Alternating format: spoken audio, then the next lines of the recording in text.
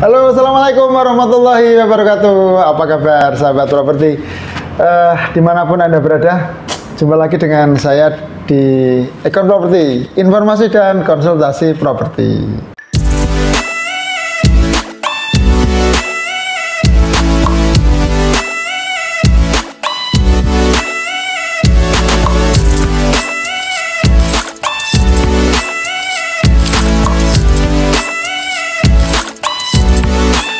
Sahabat-sahabat properti, seringkali ya kita dengar istilah-istilah dalam dunia transaksi properti, ya kan? Di antaranya adalah ketika orang mau jual atau beli properti, biasanya orang akan menanyakan, ini pertanyaan sangat umum sekali, Pak, tanda jadinya berapa? Pak, uang mukanya berapa? Ya, hari ini saya mau mengulas tentang itu, sahabat-sahabat properti, tentang apa itu tanda jadi, apa itu uang muka, dan hal-hal yang berkaitan dengan kedua istilah tersebut. Ya, kita mulai dari yang pertama adalah tanda jadi. Tanda jadi ini seringkali kita alami ketika kita mau membeli atau melakukan transaksi sebuah rumah atau sebuah tanah juga. Tanda jadi itu sebenarnya istilah lainnya adalah bukti serius, bukti minat, ya. Jadi walaupun belum akad secara resmi di notaris di PPAT, kalau sudah terjadi bukti deal, bukti deal itu biasanya diperkuat dengan membayar uang tanda jadi. Terus Pak, uang tanda jadi besarannya berapa? Ya, besarannya uang tanda jadi sebenarnya variatif ya. Ada yang memakai persentase 1% atau 2% dari nilai total yang ditransaksikan. Misalkan harga tanahnya 100 juta, ya tanda jadinya 1%, Pak, 1 juta, ya. Tetapi ada juga untuk transaksi yang nilainya besar di atas 1 miliar ke atas, itu biasanya tidak menggunakan persentase. Kadang saya sebagai bukti serius ini harga sudah cocok, lokasi sudah cocok, aturan main jual beli sudah cocok, saya kasih tanda jadi 5 juta atau 10 juta. Ini sebagai tanda bukti saja. Nah, jadi uang tanda jadi atau UTJ biasanya disingkat, itu besarannya tidak sebesar uang muka, ya. Nah, nanti kita pisahkan. Jadi tanda jadi itu sebagai penguat, sebagai bukti bahwa sudah terjadi deal, sudah terjadi kesepakatan antara penjual dan pembeli, baik lokasinya, harganya, aturan mainnya. Nah, itu semuanya diperkuat dengan yang namanya tanda jadi. Oke. Setelah tanda jadi, Pak, apa yang harus kita lakukan?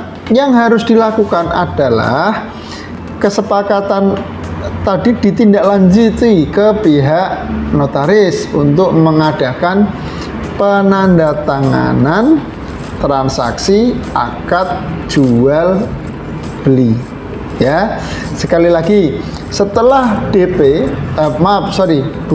setelah pembayaran uang tanda jadi, harus disepakati lanjutannya seperti apa. Misalkan, oke, tanda jadi ini saya bayarkan 1 juta rupiah, nanti kita akan ke notaris setelah persyaratan administrasi lengkap, KTP, KK, UPI, kemudian SPPT pajak, kemudian sertifikat, semuanya sudah di notaris. Lah itu baru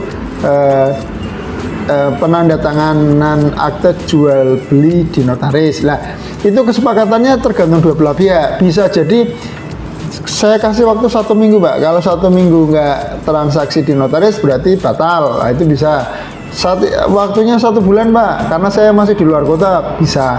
Intinya dasarnya adalah kesepakatan kedua belah pihak, ya. itu berkaitan dengan uang tanda jadi. Besarannya itu satu variatif, tergantung kesepakatan.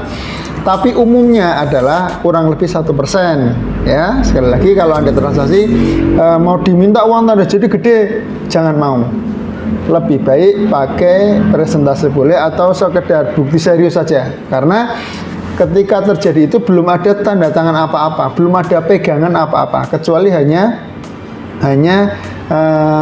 itikat baik ya, moralitas kedua belah pihak. Itu terkait dengan uang tanda jadi.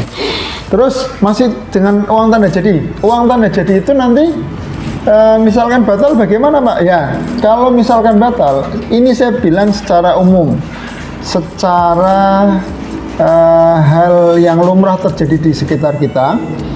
Kalau uang tanda jadi sudah dibayarkan, terus kok di tengah jalan tidak berlanjut ataupun si pembelinya mundur, itu secara umum itu uangnya hangus. Ya, mengapa kok hangus Pak? Itu kan merugikan. Ya, jadi uang tanda jadi itu sebenarnya sebagai sebuah bukti komitmen, biar tidak mencela-mencele ya. Sekarang kalau uang transaksi sudah terjadi kesepakatan harga deal sekian ratus juta, orangnya mencela-mencele, nggak ngasih uang tanda jadi, berarti kan keseriusannya belum bisa diukur. Nah, tapi kalau sudah memberikan atau membayarkan uang tanda jadi, itu sebagai bukti penguat. Nanti kalau misalkan mencela-mencele, ya uang ini akan hangus. Itu sebenarnya yang agak posisi aman itu ya penjual, karena penjual yang terima uangnya ya kan, sementara yang nerima uangnya dia belum keluar apa-apa, kecuali mungkin paling sekedar kwitansi ya. Itu berkaitan dengan uang tanda jadi. Ada juga kesepakatan yang uang tanda jadinya tidak hangus, ada. Makanya sekali lagi saya sampaikan bahwa uang tanda jadi dalam transaksi properti dasarnya terkuat adalah kesepakatan kedua belah pihak ya. Terus gimana Pak kalau salah satu saling mengingkari? Ya, biasanya jual beli tanah, rumah, properti itu biasanya ada mediator, ada broker, ada maklar. Lah, maklar ini biar yang menjadi saksi untuk perjanjian di awal dulu ya, sebelum dibawa ke notaris ya. Yang kita jadikan mediator tengah-tengah ya, mediatornya maklar itu sendiri yang mempertemukan kedua belah pihak antara penjual dan pihak pembeli ya. Jadi kalau nanti terjadi hubungan prestasi dari salah satu penjual atau pembeli, itu bisa dikenakan sanksi moral lah, sanksi moral. Wah, itu orang itu nggak benar, itu sudah bayar tapi begini begitu. Nah, itu berkaitan dengan uang tanda jadi. Ya, oke, sahabat-sahabat properti, saya lanjut yang kedua adalah tentang uang muka. Uang muka itu dengan uang tanda jadi sama nggak? Beda. Ya, sekali lagi ya, uang tanda jadi itu dengan uang muka itu beda. Uang tanda jadi adalah uang sebagai bukti komitmen. Ya, sekali lagi bukti komitmen, bukti serius, itu namanya uang tanda jadi. Kalau uang muka atau DP atau bahasa Inggrisnya down payment, itu berlaku apabila transaksi itu mau menggunakan jasa lembaga keuangan untuk membiayai transaksi itu. Misalkan harga tanahnya atau rumahnya 100 juta, pihak bank hanya meng-ACC cuma 80%, berarti 80 juta kan ya.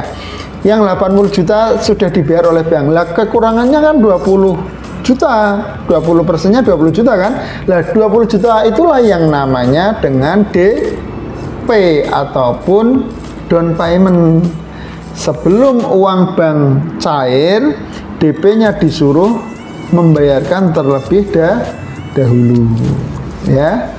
Jadi jelas ya, uang muka itu dibayarkan ketika sudah transaksi dan menggunakan pihak ketiga dalam hal ini perbankan untuk membiayai jual beli tanah ataupun rumah tersebut. Itu namanya uang muka. Sehingga kalau kita lihat banyak promosi dari pengembang itu ada istilahnya DP bisa dicicil ya. DP 20%-nya misalkan tadi ya 20 juta. 20 jutanya bisa dicicil sampai 4 kali. Berarti 5 juta, 5 juta, 5 juta, 5 juta. Lah, itu yang namanya DP bisa dicicil. Kalau uang tanda jadi tidak bisa dicicil ya. Itu sekali lagi. Jadi kalau DP down payment atau uang muka itu berlaku untuk pembelian, jual beli, transaksi rumah atau tanah yang dibiayai oleh perbankan, hutang. Ya, sekali lagi kalau itu hutang. Kalau nggak hutang, nggak ada istilahnya DP ataupun uang muka. Terus namanya apa, Pak? Kalau transaksinya itu misalkan harganya 1 miliar, dibayar selama 1 tahun.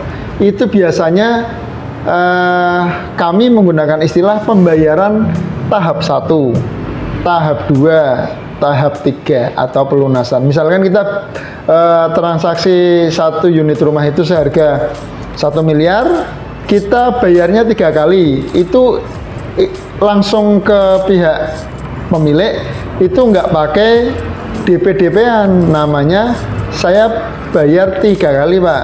Tahap 1 bulan pertama, tahap 2 bulan ke-5, tahap 3 pelunasan di bulan ke-12 ya.